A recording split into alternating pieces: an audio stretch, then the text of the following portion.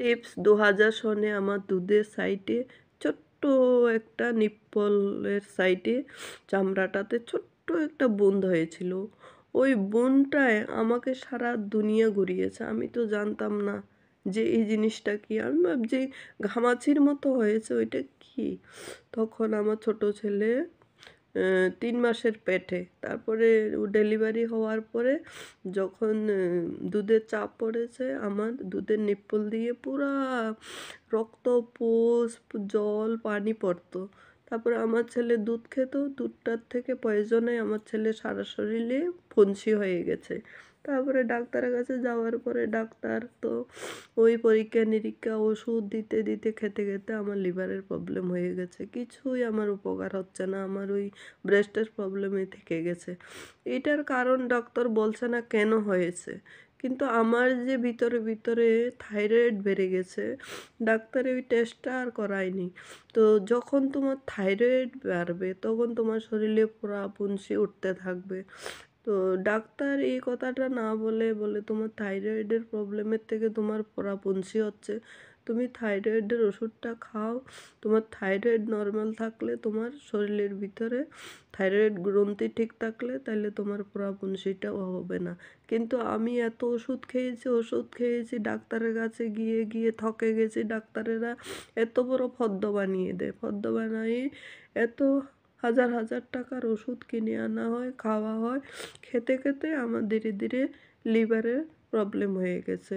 ওই জন্য আমি আজকে ভুক্তভোগী তোমাদেরকে বলতে চাই, তোমরা যখন ফোঁড়াপুঞ্জি উঠবে তোমরা থাইরয়েডটা টেস্ট করাবে, সুগার টেস্ট করাবে। সুগার ধরা পড়বে, থাইরয়েড ধরা পড়বে, সেই ওষুধটা দিয়ে তোমরা ভালো হয়ে যাবে তোমাদের।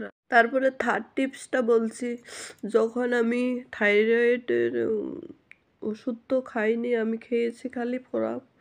ফোঁড়াটার জন্য আমাকে ডাক্তারে বড় বড় ফর্দ বানিয়ে দিয়ে ওষুধ খেয়ে খেয়ে আমার লিভারের প্রবলেম হয়ে গেছে। এবার আমি 2013-তে আমার একদিন আমার স্বামীর জন্য আমি খাবার নিয়ে যাচ্ছি মেসে দিতে। তারপরে আমার সারা শরীরটা কম্পন হয়ে আমি মানে দাঁড়াতে পারছি না।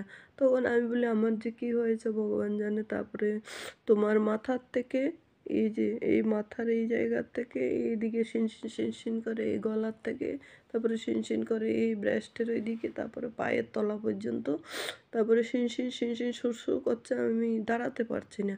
তারপরে ডাক্তারের কাছে গেছি, ডাক্তারে সেই আবার এই অত বড় ওষুধের পদ্য বানিয়ে দেয়, কোনো কিছু বলে না।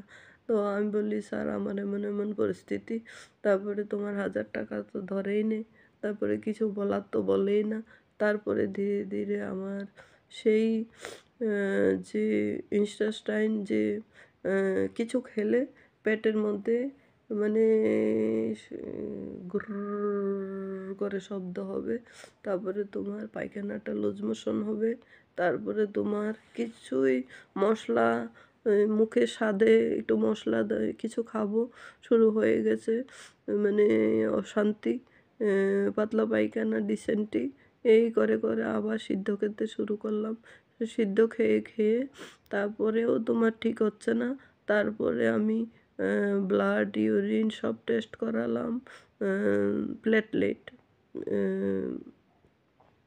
এলএফটি টেস্ট, এলএফটি টেস্ট করালাম, সরি প্লেটলেট নয়, এলএফটি টেস্ট করালাম। এলএফটি টেস্ট করাতে আমার লিভারের প্রবলেম ধরা পড়েছে 2013-তে।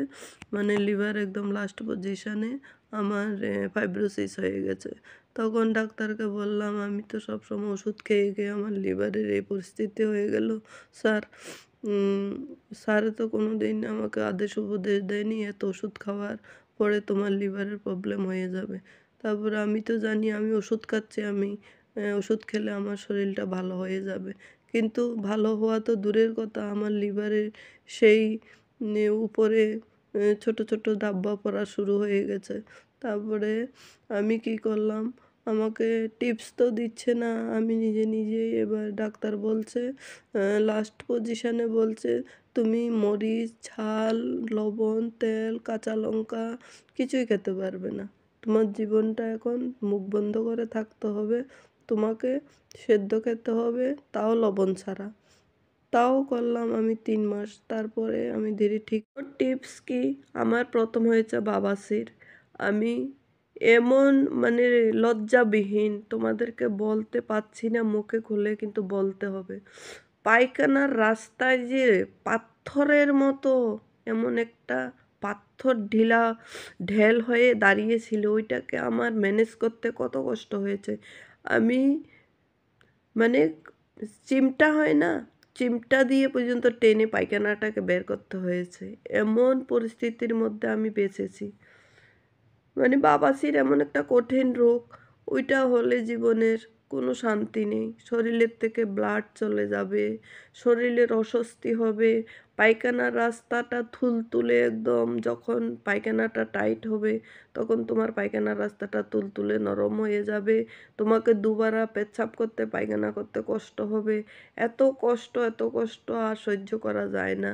তুমি যদি মশলা তেল খাও তাইলে ওইটাকে তোমাকে অভয়েড করতেই হবে। যদি তোমার বাবাসিরটা ঠিক করতে হবে, তাইলে তোমার পায়খানার রাস্তা আর ঠিক হবে না।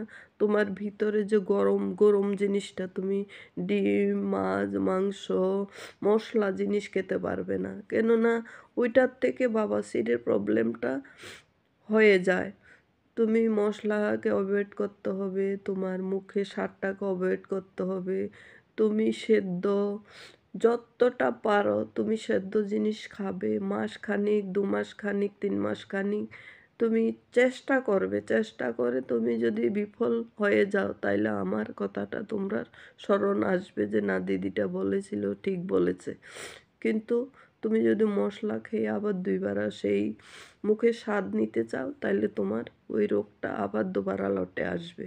তুমি সিদ্ধটা খেলেই ঠান্ডা জিনিস খেলে